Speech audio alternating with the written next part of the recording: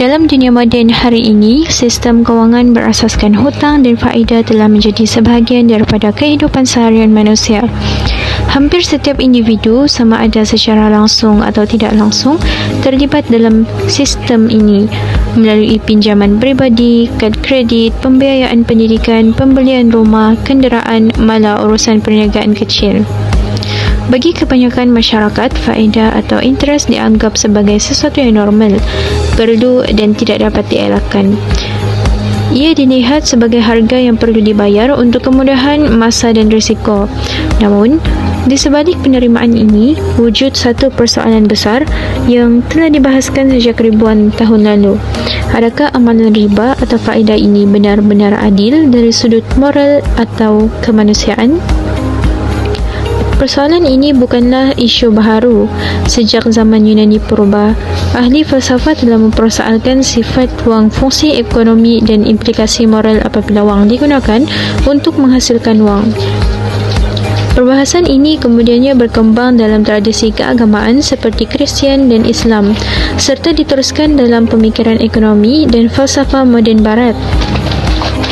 Dokumentari ini akan membawa penonton menelusuri pandangan beberapa tokoh falsafah utama terhadap amalan riba, antaranya Aristotle, Thomas Aquinas, dan Ibn Khaldun, serta kritikan daripada pemikir moden. Fokus utama perbincangan adalah untuk memahami asas moral, sosial dan ekonomi yang digunakan oleh ahli falsafah dalam menilai riba, serta sejauh mana pandangan mereka masih relevan dalam sistem kewangan hari ini. Jom kita mulakan terus dengan soalan yang paling asas sekali. Apa benda sebenarnya riba ni? Okey, dari segi bahasa, riba ni dari perkataan Arab yang membawa maksud lebihan atau tambahan. Dari sudut istilah ekonomi, riba merujuk kepada tambahan yang dikenakan ke atas hutang atau pinjaman tanpa sebarang pertukaran nilai yang adil, di mana keuntungan diperoleh secara pasti oleh pemberi pinjaman tanpa menanggung sebarang risiko. Amalan ini lazimnya memberi kelebihan kepada satu pihak dan menindas pihak yang lain, terutamanya golongan yang berada dalam kesempitan hidup atau berada dalam kesusahan. Penegasan terhadap pengharaman riba dapat dilihat dengan jelas dalam Al-Quran melalui surah Al-Baqarah ayat 275. A'udzu billahi minasyaitonir rajim. Wa halallahu al-bai'a wa harrama riba, yang bermaksud Allah menghalalkan jual beli dan mengharamkan riba. Ayat ini membezakan secara jelas antara keuntungan yang sah melalui aktiviti ekonomi secara benar seperti jual beli dengan keuntungan yang haram melalui riba. Malah dalam ayat lain Allah memberi amaran keras terhadap amalan riba. Dalam surah Al-Baqarah ayat 278. A'udzu billahi minasyaitonir rajim. Ya ayyuhalladzina amanu taqullaha wa dharu ma baqiya minar riba in kuntum mu'minin. Yang bermaksud, wahai orang-orang yang beriman, bertakwalah kamu kepada Allah dan tinggallah saki-baki riba jika kamu benar-benar orang yang beriman. Larangan ini menunjukkan bahawa riba bukan sekadar isu kewangan, tetapi juga isu akidah, moral dan keadilan sosial dalam Islam. Dalam tamadun Yunani Purba, riba dikenali sebagai tokos yang secara literal bermaksud anak. Istilah ini menggambarkan kepercayaan bahawa wang boleh melahirkan wang. Satu konsep yang dianggap bermasalah oleh ramai ahli falsafah. Dalam tradisi Kristian, riba atau usury ditakrifkan sebagai pengambilan faedah atas pinjaman, khususnya apabila dikenakan ke atas golongan miskin dan mereka yang terdesak. Dari sudut sejarah, kadar faedah dalam tamadun awal seperti Mesopotamia dan Rom boleh menyisa antara 10 hingga 40%, malah ada kalanya lebih tinggi. Kadar faedah yang melampau ini sering menyebabkan golongan miskin terjerumus dalam kitaran hutang yang berpanjangan sehingga kehilangan tanah, harta atau kebebasan diri. Keadaan ini bukan sahaja menindas individu, malah menggugat kestabilan sosial dan ekonomi sesebuah masyarakat. Aristotle, seorang ahli falsafah Yunani yang hidup pada zaman abad keempat sebelum Masihi, merupakan antara tokoh terawal dalam sejarah pemikiran Barat yang mengkritik amalan riba secara tersusun dan berasaskan falsafah moral. Sebagai murid kepada Plato dan guru kepada Alexander the Great, pandangan Aristotle memberi kesan besar terhadap pemikiran ekonomi, politik dan etika sepanjang sejarah. Dalam karya-karyanya yang terkenal seperti Politics dan Nicomachean Ethics, Aristotle bukan sahaja membincangkan soal pemerintahan dan akhlak individu, tetapi juga meneliti peranan wang, perdagangan dan pengurusan harta dalam membentuk masyarakat yang adil dan seimbang. Bagi beliau, ekonomi bukan sekadar urusan material, tetapi berkait rapat dengan nilai moral dan tujuan hidup manusia. Menurut Aristotle, wang dicipta sebagai alat pertukaran untuk memudahkan urusan jual-beli antara manusia. Wang berfungsi sebagai pengukur nilai dan perantaraan dalam pertukaran barang dan perkhidmatan. Namun, beliau menegaskan bahawa wang bukan dicipta sebagai alat untuk mencari keuntungan dengan dirinya sendiri. Apabila wang digunakan semata-mata untuk menghasilkan lebih banyak wang melalui faedah, ia telah menyimpang daripada tujuan asal penciptaannya. Oleh itu, penggunaan wang untuk mendapatkan faedah atau riba dianggap oleh Aristotle sebagai satu bentuk perolehan yang tidak semula jadi. Beliau membezakan antara aktiviti ekonomi yang bersifat produktif seperti pertanian, pertukangan dan perdagangan sebenar dengan aktiviti kewangan yang hanya bergantung kepada peredaran wang tanpa penciptaan nilai sebenar. Aristotle berhujah bahawa riba adalah tidak bermoral kerana ia menghasilkan kekayaan tanpa sebarang usaha produktif. Dalam pandangan beliau, keuntungan seharusnya datang daripada kerja, penghasilan dan sumbangan nyata kepada masyarakat. Riba sebaliknya membolehkan seseorang memperolehi keuntungan hanya kerana memiliki wang, bukan kerana menghasilkan sesuatu yang bermanfaat. Beliau menggunakan metafora yang terkenal dengan menyatakan bahawa wang tidak sepatutnya beranak. Wang bukan makhluk hidup dan oleh itu tidak wajar dianggap mampu melahirkan wang lain. Apabila wang diperlakukan seolah-olah ia boleh berkembang sendiri, manusia telah menyalahgunakan fungsinya dan mengabaikan prinsip moral dalam ekonomi. Pandangan Aristotle ini berasaskan konsep keadilan dan keseimbangan beliau, dan beliau juga percaya bahawa masyarakat yang baik ialah masyarakat yang mengutamakan keseimbangan, kesederhanaan dan keadilan dalam pengagihan kekayaan. Apabila seseorang memperolehi keuntungan tanpa menyumbang kepada pengeluaran atau kesejahteraan masyarakat, ia akan mengganggu keseimbangan ini. Lebih membimbangkan lagi, Aristotle melihat riba sebagai punca kepada ketidaksamaan ekonomi yang semakin melebar. Golongan yang memiliki modal akan terus mengaut keuntungan melalui faedah, manakala golongan yang memerlukan akan semakin terbeban dengan hutang. Keadaan ini bukan sahaja merosakkan hubungan sosial, malah berpotensi mencetuskan konflik dalam masyarakat. Walaupun hidup dalam konteks ekonomi yang jauh berbeza daripada dunia moden hari ini, kritikan Aristotle terhadap riba masih sering dirujuk dalam perbahasan kontemporari. Pandangan beliau dikaitkan dengan kritikan terhadap sistem kewangan spekulatif, pelaburan berisiko tinggi serta aktiviti ekonomi yang menjana keuntungan tanpa asas produktiviti sebenar. Dalam konteks ini, pemikiran Aristotle mengajak kita untuk menilai semula peranan wang dalam kehidupan manusia. Adakah wang sekadar alat untuk memudahkan kehidupan atau telah berubah menjadi matlamat itu sendiri?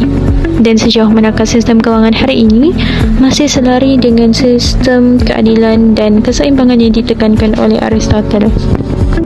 Menurut Thomas Aquinas, riba sebagai ketidakadilan moral. Thomas Aquinas merupakan seorang ahli falsafah dan teolog Kristian terkemuka pada abad ke-13 Masihi. Beliau hidup dalam konteks Eropah zaman pertengahan, suatu era di mana Gereja Katolik memainkan peranan besar dalam menentukan nilai moral, undang-undang dan amalan ekonomi masyarakat.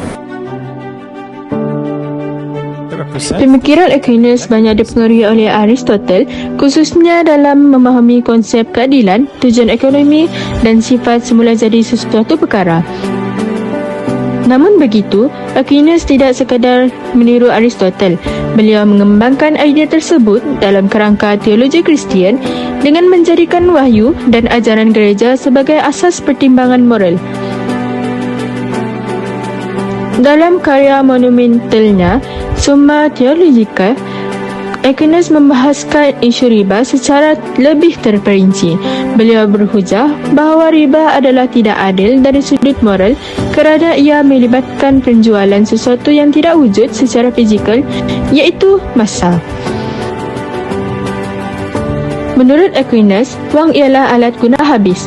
Apabila wang digunakan, ia akan hilang dari pemilik asal. Oleh itu, apabila seseorang meminjamkan wang, peminjam hanya wajib memulangkan jumlah asal yang dipinjam.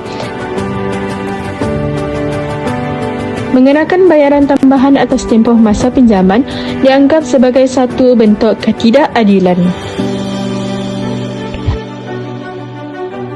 Aquinas memberikan analogi yang mudah difahami. Menjual penggunaan wang dan kemudian mengenakan bayaran tambahan untuk tempoh penggunaan tersebut adalah seolah-olah menjual satu benda dua kali. Perbuatan ini, menurut beliau, bercanggah dengan prinsip keadilan. Lebih-lebih lagi, Aquinas menekankan bahawa riba sering dikenakan ke atas individu yang berada dalam keadaan terdesak, iaitu golongan miskin, petani atau peniaga kecil yang memerlukan wang untuk kelangsungan hidup. Dalam situasi ini, riba menjadi alat eksploitasi terhadap penderitaan manusia. Dari sudut etika Kristian, perbuatan ini bercanggah dengan prinsip kasih sayang, iaitu charity dan keadilan sosial. Agama Kristian menekankan tanggungjawab moral untuk membantu sesama manusia, bukannya mengambil kesempatan atas kesusahan orang lain. Atas dasar inilah, Gereja Katolik pada zaman pertengahan mengharamkan amalan riba secara menyeluruh. Ia bertujuan untuk melindungi golongan miskin daripada penindasan serta mencegah penumpuan kekayaan kepada segelintir elit kewangan. Dalam sejarah Eropah, larangan riba menyebabkan institusi kewangan dikawal ketat dan pinjaman hanya dibenarkan dalam keadaan tertentu tanpa faedah. Walaupun amalan ini berubah pada era moden, pandangan Aquinas terus menjadi rujukan penting dalam perbahasan etika kewangan sehingga hari ini. Seterusnya, dalam tradisi pemikiran Islam, Ibnu Khaldun merupakan seorang tokoh paling berpengaruh yang membincangkan hubungan antara ekonomi, masyarakat dan tamadun secara menyeluruh dan bersepadu. Hidup pada abad ke-14 Masihi, beliau bukan sekadar ahli sejarah tetapi juga seorang ahli falsafah, sosial dan ekonomi yang mendahului zamannya. Dalam karya agungnya Muqaddimah, Ibnu Khaldun menganalisis bagaimana aktiviti ekonomi yang mempengaruhi pembentukan kemajuan dan kejatuhan sesebuah tamadun. Beliau, ekonomi tidak boleh dipisahkan daripada nilai moral, struktur sosial dan keadilan dalam masyarakat. Sistem amalan ekonomi akan memberi kesan langsung kepada kestabilan sosial dan kesejahteraan manusia. Ibnu Khaldun berpendapat bahawa riba melemahkan produktiviti ekonomi kerana keuntungan diperolehi tanpa usaha sebenar. Apabila seseorang memperolehi keuntungan hanya melalui pemilikan modal dan pemberian hutang tanpa terlibat dalam aktiviti pengeluaran atau perkhidmatan, ekonomi akan kehilangan sifat dinamik dan produktifnya. Keadaan ini menurut beliau mengurangkan motivasi masyarakat untuk bekerja, berniaga dan berinovasi. Apabila keuntungan mudah diperolehi melalui riba, dorongan untuk mengambil risiko mencipta nilai baharu dan menyumbang kepada pembangunan ekonomi menjadi semakin lemah. Dalam jangka panjang, ini akan melemahkan daya tahan ekonomi sesebuah masyarakat. Selain itu, Ibnu Khaldun menegaskan bahawa riba memperbesar jurang sosial antara golongan kaya dan miskin. Golongan yang memiliki modal akan terus mengaut keuntungan secara berterusan melalui faedah, manakala golongan miskin dan lemah ekonomi semakin terperangkap dalam beban hutang yang sukar dilunaskan. Beliau melihat fenomena ini sebagai satu bentuk ketidakadilan struktur yang boleh merosakkan solidariti sosial. Apabila kekayaan tertumpu kepada segelintir individu, rasa kebersamaan dan tanggungjawab sosial dalam masyarakat akan semakin terhakis. Keadaan ini akhirnya boleh mencetuskan ketegangan sosial dan ketidakstabilan politik. Ibnu Khaldun juga mengaitkan amalan ekonomi yang tidak adil termasuk riba dengan kejatuhan sesebuah tamadun. Menurut beliau, apabila kezaliman ekonomi berleluasa, masyarakat akan kehilangan kepercayaan terhadap sistem dan asas moral yang menyokong tamadun tersebut akan runtuh secara perlahan-lahan. Sebagai alternatif kepada sistem berasaskan riba, Islam menggalakkan sistem ekonomi yang berdasarkan perkongsian risiko dan keadilan seperti mudharabah dan musyarakah. Dalam sistem ini, keuntungan dan kerugian ditanggung bersama oleh semua pihak yang terlibat berdasarkan sumbangan dan usaha masing-masing. Pendekatan ini dianggap lebih adil kerana ia menggalakkan kerjasama, tanggungjawab bersama dan penglibatan aktif dalam aktiviti ekonomi sebenar. Melalui perkongsian risiko, kekayaan tidak diperoleh secara sepihak tetapi melalui usaha kolektif yang memberi manfaat kepada masyarakat secara keseluruhan. Pandangan Ibnu Khaldun dengan jelas menunjukkan bahawa larangan riba dalam Islam bukan sekadar hukum agama yang bersifat ritual tetapi berpaksikan analisis sosial dan ekonomi yang mendalam. Larangan ini bertujuan memelihara keadilan produktiviti dan kestabilan tamadun manusia. Seterusnya, falsafah moden, kritik terhadap kapitalisme kewangan. Dalam era moden, perbahasan tentang riba dan faedah tidak lagi terbatas dalam kerangka agama semata-mata, tetapi turut dibincangkan secara kritis oleh ahli falsafah dan ahli ekonomi barat. Perkembangan kapitalisme kewangan, khususnya selepas revolusi perindustrian, telah mewujudkan sistem ekonomi yang semakin bergantung kepada hutang, institusi perbankan dan kadar faedah sebagai pemacu utama pertumbuhan ekonomi. Karl Marx merupakan antara tokoh paling nantang mengkritik sistem kapitalisme yang berasaskan faedah dan pengumpulan modal.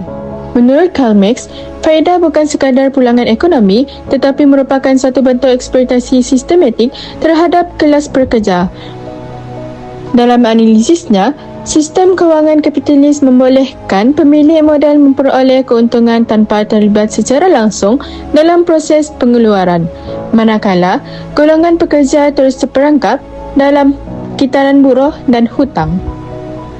Karl Marx melihat faedah sebagai mekanisme yang memperkukuh penguasaan golongan elit ekonomi ke atas sumber dan tenaga kerja.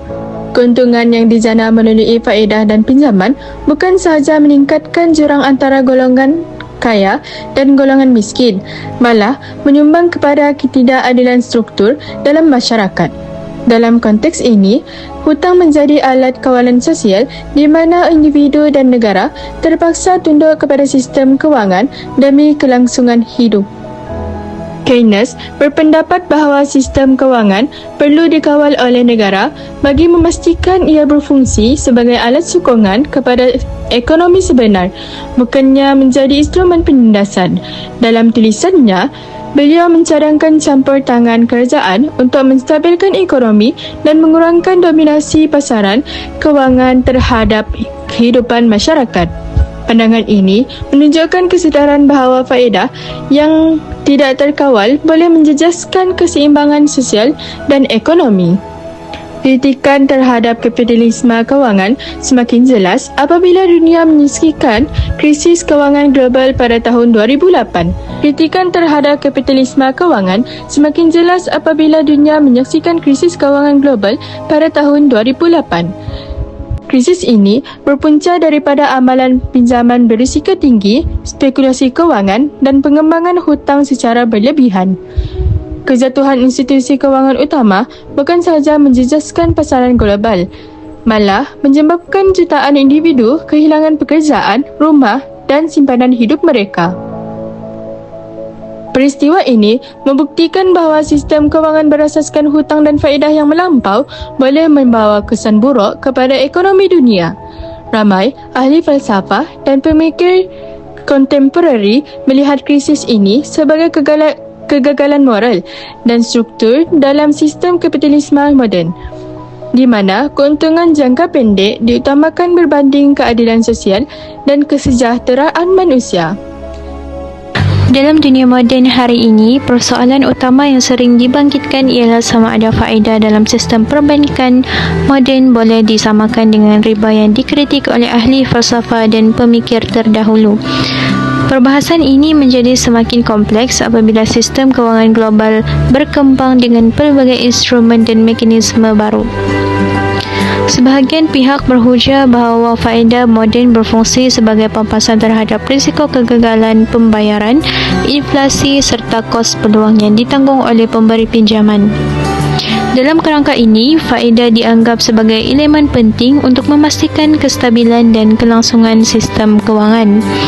Namun begitu, kritikan terhadap faedah moden tetap wujud, terutamanya apabila kadar faedah menjadi terlalu tinggi dan membebankan peminjam.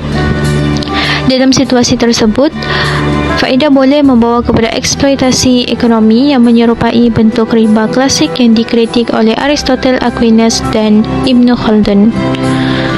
Fenomena hutang isi rumah yang melampau, pinjaman berfaedah tinggi serta krisis kewangan global menunjukkan bagaimana sistem kewangan berasaskan hutang boleh memberi kesan negatif kepada masyarakat.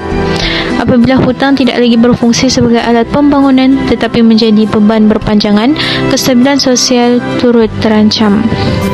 Sebagai respon kepada camaran ini, sistem kewangan Islam muncul sebagai satu alternatif yang menekankan prinsip keadilan, ketulusan dan perkongsian individu.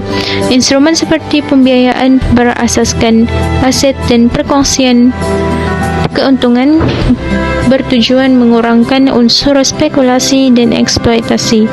Walaupun sistem keuangan Islam tidak sempurna dan turut berdepan cabaran dalam pelaksanaan, ia mencerminkan usaha untuk membina sistem ekonomi yang lebih beretika. Usaha ini selari dengan kritikan falsafah klasik yang menekankan keadilan, tanggungjawab sosial dan keseimbangan dalam pengagihan kekayaan.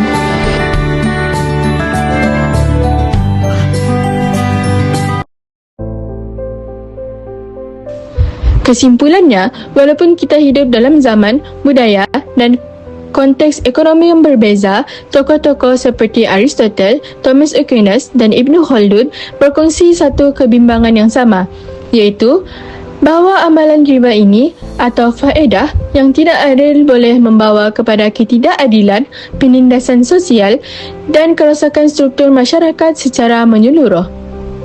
Aristotle melihat riba sebagai sesuatu yang tidak semula jadi kerana ia menghasilkan wang tanpa melalui usaha produktif. Thomas Aquinas pula, dari perspektif teologi Kristian, menegaskan bahawa pengambilan faedah daripada pinjaman adalah ketidakadilan moral, terutamanya apabila ia menindas golongan yang lemah dan memerlukan. Manakala, bagi Ibn Khaldun, menekankan bahawa riba melemahkan tenaga produktif masyarakat, menyumbang kepada jurang ekonomi yang semakin melebar dan akhirnya menggugat kestabilan sosial sesebuah tamadun. Hari ini, dunia semakin bergantung kepada sistem kewangan yang kompleks, pinjaman perumahan, pinjaman pelajaran, indeks faedah global dan sebagainya. Sistem ini bukan sahaja telah memperkukuh jaringan ekonomi dunia, tetapi pada masa yang sama, ia memperlihat kelemahan sistematik yang sama seperti yang pernah dikritik oleh para pemikir klasik.